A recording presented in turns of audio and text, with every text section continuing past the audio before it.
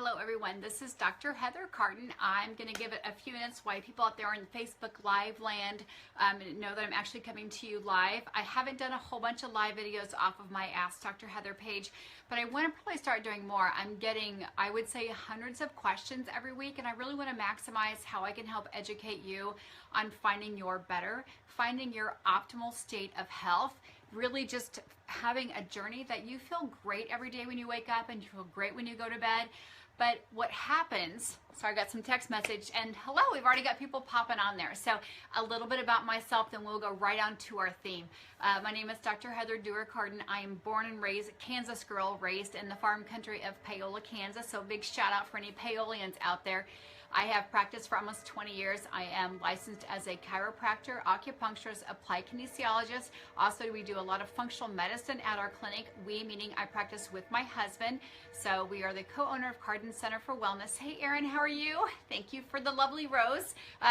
We do a functional style of medicine, which means we have a lot of tools and we're looking at someone's health. We look from the inside out, top to bottom.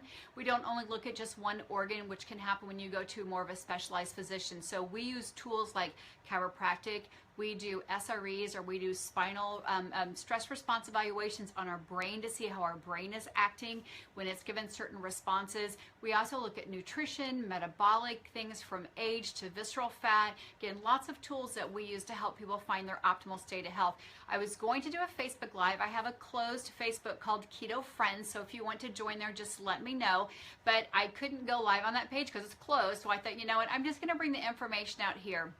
I am getting a ton of question of what is all this ketone conversation about. Many of you know that I have practiced for almost 20 years. I've always been low carb, high fat. We have lived a grain-free diet in our house, so we have been gluten-free, dairy-free, soy-free, again, mostly grains, a little bit of brown rice and sweet potatoes for the boys throughout the years. But now the ketone conversation is really arising. You look at any media, some of the top bloggers, podcasters, even some of the top TV stations are all talking about healthier fats, which is amazing. I am an 80s girl, so I went to school in the 80s, high school in the 80s, graduated from high school and college in the 80s, and Debbie's there, she's with me, and knew that we were stuck in this low-fat society. So I'm getting all these private questions. Well, what is this ketone conversation? What's the deal with glucose? Okay, when can I have a cheat day? When can I do this? And so it would be, honestly, set your healthcare goals, and I title this, Yikes, What's the Detour? Because what often happens is I meet with someone, we make a great plan of how they can find their optimal state of health.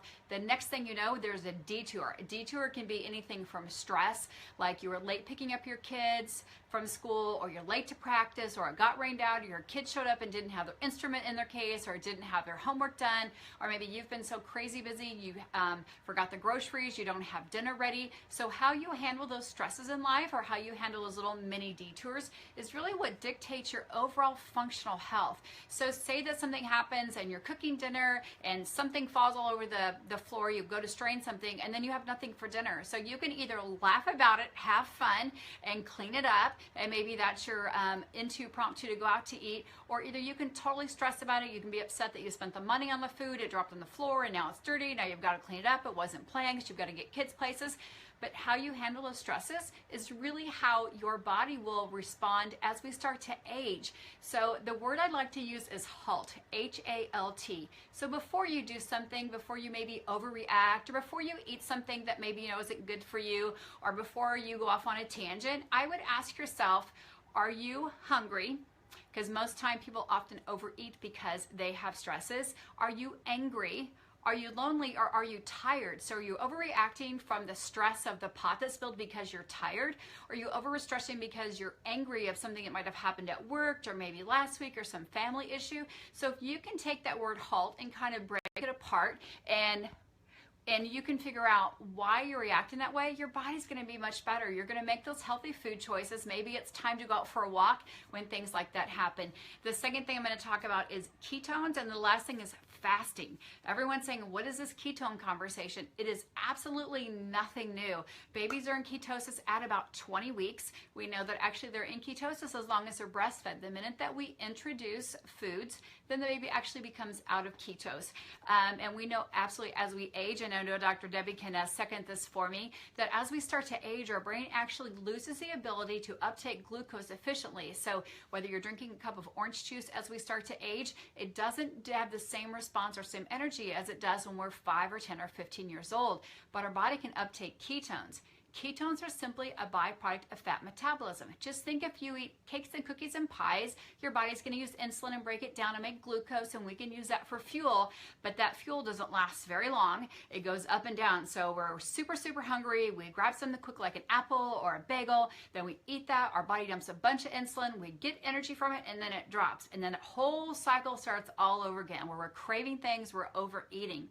When we use fat, our body actually can use that as energy. So nuts and seeds, avocados, eggs, all those things in the 80s, and butter and bacon that we were told not to eat in the 80s, we actually know that we should be having it now. So anyone who's over the age of 35 or anyone in the 80s, really 70s, we were involved in a really, really super bad science experiment. It was called a low fat, high carb. There actually is no essential carbohydrate. And I'll have people say, well, I really wanted that apple, or I really wanted that cake and cookie. It's okay for my kids to have a little bit of this. It's okay to have that peanut butter and jelly.